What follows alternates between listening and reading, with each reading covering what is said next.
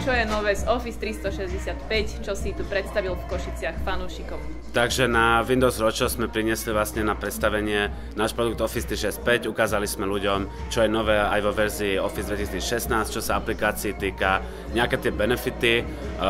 Veľmi bolo fajn, ľudia sa aj pýtali, bol tu taký živý rozhovor na konci, aj nejaké ceny vyhrali, takže čo sme vlastne chceli ukázať tým ľuďom, že čo sú to tie výhody, prečo sa im oplatí prejsť, prečo aj oni by už mali uvažovať v tejto Office 365 spolu s nami dúfame, takže za Office veľmi super príjemný event, dúfam, že aj ľuďom sa tu páčilo, tak. Vieme povedať nejaké 3 kľúčové výhody tejto aplikácie? Samozrejme, je ich teda mnoho, ale skúsme vybrať tie 3 kľúčové výhody. S týmto Officeom 365 už proste nemusím riešiť, akú mám verziu Officeu, mám vždy najaktuálnejšiu verziu, mám ju za sebou všade, či už na počítači, tabletoch alebo telefónoch a takisto ja osobne mám veľmi rád aj 1 TB cloudového úložiska na OneDrive ako výhodu, kde si môžem dať všetky svoje veci, takže toto všetko a ešte o mnoho viac je v tom jednom balíku predplatného. Intel představil na košické Roadshow několik zásadních novinek, tou nejhlavnější asi byla technologie WiGig, což je wireless docking, jak to nazýváme, bezdrátové zadokování osobního počítače s bezdrátovou dokinou. Další byly nové formfaktory PCčka, to znamená 2-in-1, Intel PC Stick, anebo například Intel NUC, což jsou nové přenosné formfaktory počítače. Čo ľudí najviac zaujímalo pri vašich stanovištiach?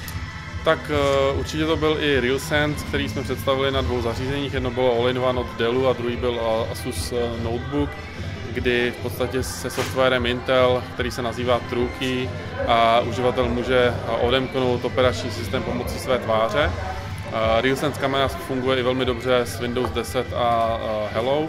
To znamená, toto bylo velmi zajímavé pro zákazníky a samozřejmě i se ptali na bezdrátový přenos obrazu, případně na wireless docking. Ako hodnotíš túto akciu? Akce byla velmi podařená, je vidět zájem uživatelů o nové technologie, zajímají se o to a Intel je v podstatě taký průkopník ve věci nového užívání osobních počítačů a veškerých informačních technologií, takže byli jsme rádi, že jsme mohli být součástí show a představit to nejnovější, na čem Intel pracuje.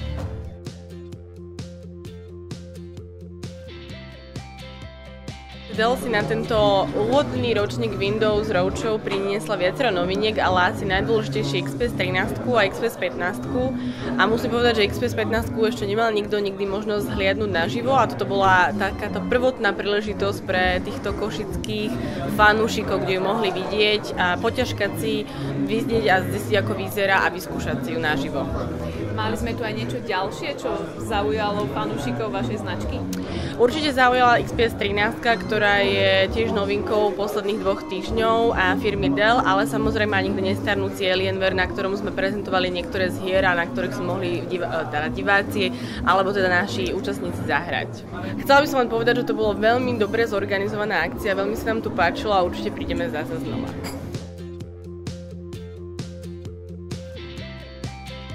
Čo si Xbox pripravil dnes pre fanúšikov v Košiciach? Priniesli sme sem všetky tie najnovšie hry, ktoré pripravujeme v podstate na sezónu 2015. Mohli ste tu zahrať Forza Motorsport 6 s týmto úžasným sedadlom. Mohli ste tu zahrať všetky tie najnovšie hry Halo 5. Mohli ste tu zahrať takisto multiplayer rôznych športových hier. Mohli si zatancovať s Kinectom. Máme tu Just Dance, ktorý môžu hrať ešte aj teraz, keď už je zatvorené. Stále tam máme kopec fanúšikov, ktorí stále hrajú, takže priniesli sme toho naozaj veľmi veľa. Čo v rámci Xboxu dnes ľudí najviac zaujímalo? Ľudí v podstate najviac zaujímali všetky novinky, ktoré prinášame, či už je to spätná kompatibilita s Xboxom 360 alebo príchod Windowsu 10 na Xbox a tak ďalej. Samozrejme nové hry, Halo 5, Forza, Tomb Raider, ktorý vychádza budúci týždeň a tak ďalej. Na túto show sme priniesli v prvom rade Creative Wolf 3. Je to miniatúrny reproduktor 3. generácie, ktorý je malý, ale šikovný, má integrovaný microSD slot a veľa zaujímavých featuriek. Ďalšími novinkami z nášho produktového portfólia boli určite herné slúchadlá novej progamingovej série Sound Blaster X, z ktorých sme vybrali H3 a H5, ktoré budú dostupné pre náš trh od decembra. Bol o nich veľký záujem, čomu sa ja osobne veľmi teším.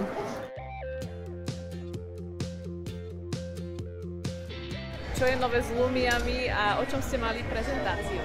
Áno. Dneska som prezentoval naše absolútne novinky vlajkové lode, a to je Lumia 950 a Lumia 950 XL, ktoré prinášajú inovatívne riešenia, a to hlavne s prepojením na Microsoft DisplayPort, ktorým riešia realizáciu Continuum.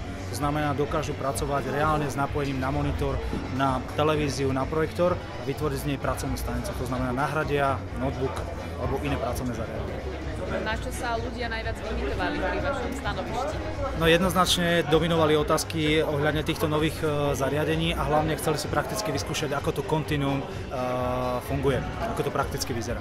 Základná informácia pre zákazníka bude v tom, že Windows 10, ktorá prináša nielen tieto skvelé novinky, ale taktiež aj inovácie pre zákazníkov aktuálne používajúcich Lumie s Windows Phone 8 jednotkou, je taká, že táto aktualizácia bude k dispozícii v závere tohto roka. Takže až na pár výnimiek väčšina telefónov budú môcť aktualizovať na Windows 10 a užívať si všetky tie benefity, ktoré Windows 10 prinesie zákazníkom.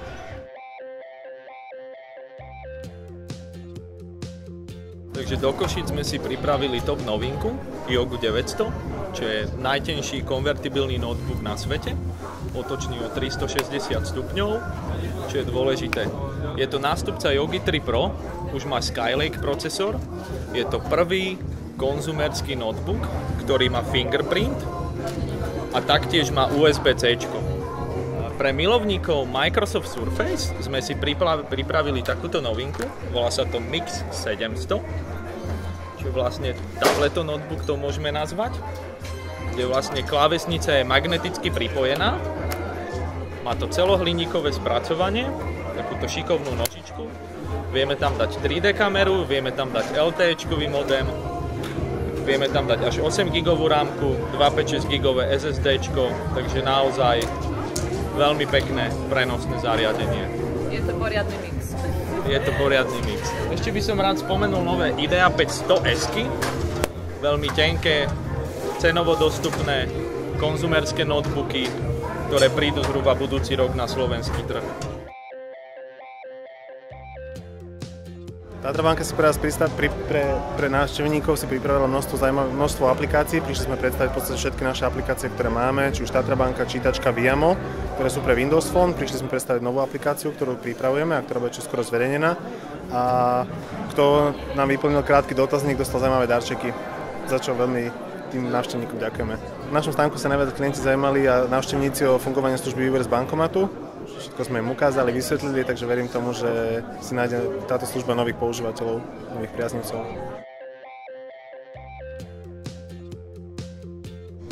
Ako hodnotíte dnešné podujatie z hľadiska generálneho partnera? Skvelé podujatie, musím povedať, že toľko záujemcov a návštevníkov som vôbec neočakával.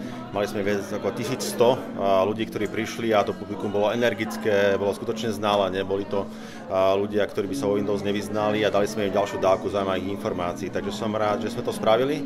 Sme rád, že sme to spravili v Košiciach ako taký pilotný projekt a verím, že takáto energia je po celom Slovensku a budeme teda vedieť pokračovať a ísť aj do ďalších miest. Kam smerovali hlavne otázky ľudí pri stánkoch?